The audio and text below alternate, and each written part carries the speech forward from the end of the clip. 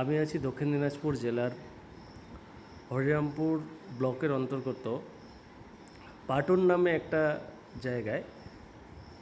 এই জায়গাটার একটা ঐতিহাসিক বিশেষত্ব রয়েছে। এখানে কিন্তু প্রচুর পুকুর রয়েছে, অনেক পুরোনো পুকুর রয়েছে, এবং এখানকার যে স্থানীয়রা আছেন ওনারা বলেন যে এখানে এই পুকুর থেকে এই ধরনের পুকুর থেকে বিভিন্ন ধরনের প্রাচীনকালের বৌদ্ধ দেবদেবীর মূর্তি পাওয়া যায়, এবং একটা বিশ্বাস আছে যে জগদ্দলা নামে একটা বিশ্ববিদ্যালয় ছিল এই জায়গাটাতে, এবং পুরানোকালে আর যাই হোক এই জায়গায় একটা খুব ভালো সভ্যতা গড়ে উঠেছিল। তো এখানে আজকে আমরা এসেছি। চাষিরা দেখুন পুকুরে মাছ ধরছে, কত সুন্দর মাছের দৃশ্য এবং পুকুরের দৃশ্য।